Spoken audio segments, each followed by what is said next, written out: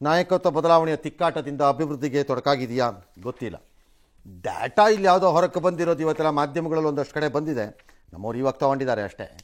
ಹಂಗೆ ನೋಡಿದ್ರೆ ನಮ್ಮವರೇ ಲೇಟು. ಸರಾಸರಿ ಒಂದು 30% ಪ್ರಗತಿ ಆಗಿದೆ ಅಂತ ಡಾಟಾ ಬಂದಂಗಿದೆ ಮಾಹಿತಿ. ಅದರಲ್ಲಿ ಕೆಲವು ಇಲಾಖೆಗಳಲ್ಲಿ ಕಡಿಮೆ, ಕೆಲವು ಇಲಾಖೆಯಲ್ಲಿ ಜಾಸ್ತಿ. ಈಗ ಪ್ರಿಯಾಂಕ ಖರ್ಗೆ ಇಲಾಖೆ ಅಭಿವೃದ್ಧಿಲಿ ಹಿನ್ನಡೆ. ಯಾಕೆ ಅಂದರೆ 11% ಮಾತ್ರ ಪ್ರಗತಿ ಅಂತ ತೋರಿಸ್ತಾ ಇದೆ. IT-BT ಇದೆಲ್ಲ ಅದು ಆಗ್ತಾ ಇಲ್ಲ. IT-BTನಲ್ಲಿ ಒಂದು 10.86 ಆಗಿದೆಯಂತೆ. ಅದು ಯಾಕೆ ಅಂದರೆ ಯಾಕೆಂದರೆ ಎಲ್ಲ ಓಡೋಗ್ತಿದಾರಲ್ಲ ಆಂಧ್ರಾಗೆ ಎಲ್ಲ, ಹಾಗಾಗಿ ಖರ್ಚು ಮಾಡೋಕ್ಕಾಗ್ತಿಲ್ಲ ನಮಗೆ. ಅಯ್ಯ ಬಿಡ್ರಪ್ಪ ಸುಮ್ಮನೆ. ಇನ್ನು ಜಮೀರು ಅವ್ರದ್ದೇನೋ ಒಂದು ಗೋಜಲು ಅದೊಂದು. ಓಕೆ, ಇಲಾಖಾವಾರು 3,53,000 ಕೋಟಿ ಇಟ್ಕೊಂಡಿದ್ದಾರಂತೆ. ಫಸ್ಟ್ ಆಫ್ ಆಲ್ ಈ ಫಿಗರೇ ರಾಂಗು, ಬರೀ ಫಿಗರ್ ಅಷ್ಟೇ. ಇದು ಪ್ರೊಜೆಕ್ಟೆಡ್ ಫಿಗರಲ್ಲಿ ತಂದಿರ್ತಾರೆ. ಪ್ರೊಜೆಕ್ಟೆಡ್ ರೆವಿನ್ಯೂನಲ್ಲಿ ಇದನ್ನು ಪ್ರೊಜೆಕ್ಟ್ ಮಾಡ್ಕೊಂಬಂದಿರ್ತಾರೆ. ಪ್ರೊಜೆಕ್ಟೆಡ್ ರೆವಿನ್ಯೂನಲ್ಲಿ ಪ್ರೊಜೆಕ್ಟೆಡ್ ಆದಾಯ ಆಗದೇ ಇದ್ದಾಗ ಪ್ರೊಜೆಕ್ಟೆಡ್ ಎಕ್ಸ್ಪೆಂಡಿಚರು ಆಗಲಿಕ್ಕಾಗಲ್ಲ. ನಂಬರ್ 1.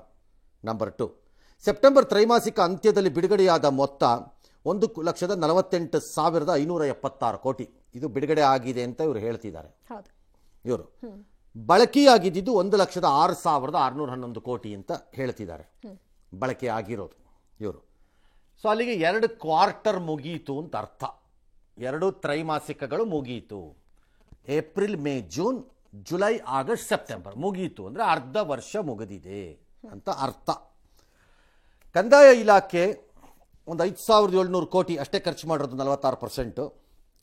ಬೆಟರ್ ಅವರೇ ಆ್ಯಕ್ಚುಲಿ ಅದು ಸರಿನೂ ಇರ್ಬೋದು. 46 ಅಂದರೆ ಇನ್ 6 ಮಂತ್ಸಿಗೆ ಸರಿ ಹೋಗ್ಬೋದು ಅದು.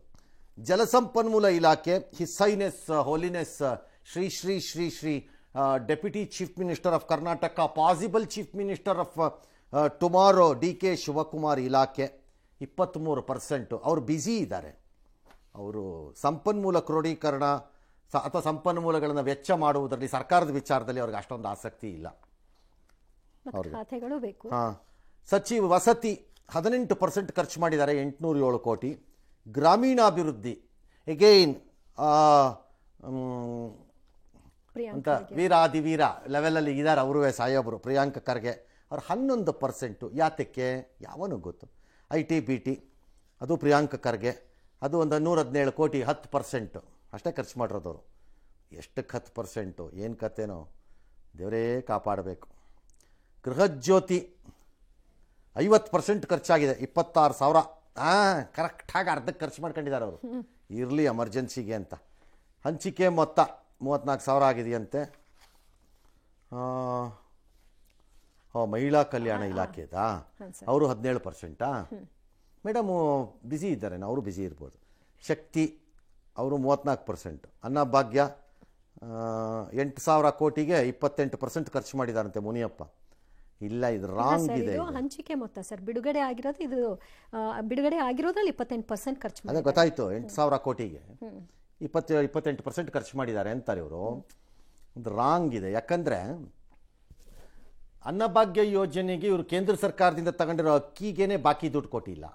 ಅದು ಕೊಟ್ಟಿದ್ದಿದ್ರೇ 35%ಗೆ ಹೋಗ್ಬಿಡೋದು ಅದು.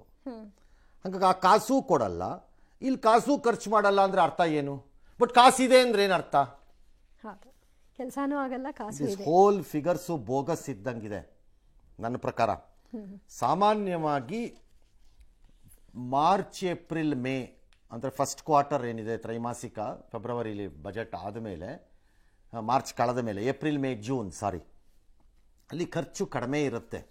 ಯಾಕೆಂದರೆ ಬಜೆಟ್ ಆದ ಮೇಲೆ ಅದು ಪಾಸಾಗಿ ಇಲಾಖೆಗಳಿಗೆ ಹೋಗಿ ಫಿನಾನ್ಸ್ ಕ್ಲಿಯರೆನ್ಸ್ ಆಗಿ, ಆಮೇಲೆ ಅಲೋಕೇಶನ್ಸ್ ಆಗಿ, ಆಮೇಲೆ ಡಿಪಾರ್ಟ್ಮೆಂಟಲ್ ಅಲೋಕೇಶನ್ಸ್ ಆಗಿ, ಇಂಟರ್ನಲ್ಲಿ ಡಿಪಾರ್ಟ್ಮೆಂಟಲ್ನಲ್ಲಿ, ಅದಾದಮೇಲೆ ಅದಕ್ಕೆ ಏನೇನು ಬೇಕು ಟೆಂಡರ್ಗಳು, ಪ್ರಾಸೆಸ್ಸಸ್, ಮಣ್ಣು ಮಸಿ ಎಲ್ಲ ಕರೆದು ಎಲ್ಲ ಮಾಡೋಕ್ಕೆ ಅದು 3 ತಿಂಗಳು ಆಗೋಗುತ್ತೆ. ಹಾಗಾಗಿ ಜನರಲಿ ಫಸ್ಟ್ ಕ್ವಾರ್ಟ್ರಲ್ಲಿ ಸರ್ಕಾರದ ದುಡ್ಡು ಸ್ಪೆಂಡ್ ಆಗಲ್ಲ, ಎಕ್ಸೆಪ್ಟ್ ಸ್ಯಾಲ್ರಿ ಮತ್ತು ಅದರ ವಿಚಾರಗಳನ್ನು ಬಿಟ್ಟರೆ. ಸೆಕೆಂಡ್ ಕ್ವಾರ್ಟ್ರಲ್ಲಿ ಸ್ಟಾರ್ಟ್ ಆಗತ್ತೆ ಸ್ವಲ್ಪ. ಥರ್ಡ್ ಕ್ವಾರ್ಟ್ರಲ್ಲಿ ಒಂದು ಹಂತಕ್ಕೆ ತರ್ತಾರೆ. ಫೋರ್ತ್ ಕ್ವಾರ್ಟ್ರಲ್ಲಿ ಖಾಲಿ ಮಾಡುವ ಕಾರ್ಯಕ್ರಮ ಅಂತ ಒಂದಿರುತ್ತೆ. ಖಾಲಿ ಮಾಡುವ ಕಾರ್ಯಕ್ರಮ ಅಂದರೆ ಉಳ್ಕೊಂಡಿರೋ ದುಡ್ಡನ್ನು ಹೇಗಾದರೂ ಮಾಡಿ ಖರ್ಚು ಮಾಡಿ ಮುಗಿಸ್ಕೊಂಡ್ಬಿಡೋದು. ಅಲ್ಲೇ ಹೈಯೆಸ್ಟ್ ಹೇಸಿಗೆ ತಿನ್ನುವ ಕಾರ್ಯಕ್ರಮ ಇರೋದು ಒಳಗಡೆ ಹಬ್ಬ. ಅದು ಹಬ್ಬದ ಸಮಯ ಹಬ್ಬ ಮಾಡ್ತಾರೆ ಅಷ್ಟೇ. ಎಸ್, ಬಟ್ ಇದರಲ್ಲಿ ಸಂಬಳ ಕೊಡಬೇಕು, ಗ್ಯಾರಂಟಿಗಳಿಗೆ ಹೋಗುತ್ತೆ. ಆ 1,06,611 ಕೋಟಿ ಇದೆಲ್ಲ ಸೇರೇ ಹೋಗಿರೋದು ದುಡ್ಡು. ಸಂಬಳ ಮತ್ತು ಪಿಂಚಣಿ ಇದೆಲ್ಲ ಹೋಗಿರುತ್ತೆ ಇಲಾಖಾವಾರಲ್ಲಿ. ದುಡ್ಡು ರಿಲೀಸ್ ಆಗಿದ್ರೆ, ನನಗೆ ಗೊತ್ತಿಲ್ಲ, ಈ ಫಿಗರ್ಸ್ ನೋಡಿದ್ರೆ ನನಗೆ ಆಗಿರೋದೇ ಡೌಟು. ಏನೋ ಆಗಿದೆ ಅಂತ ಇವ್ರು ಹೇಳ್ತಿದ್ದಾರೆ. ಅದು ಹೆಂಗಾಗಿದೆ? ಆಗಿರ್ಬೋದು 1,00,000 ಕೋಟಿ, 1,00,000 ಕೋಟಿ ಆಗಿರ್ಬೋದು ರಿಲೀಸು. ಬಳಕೆ.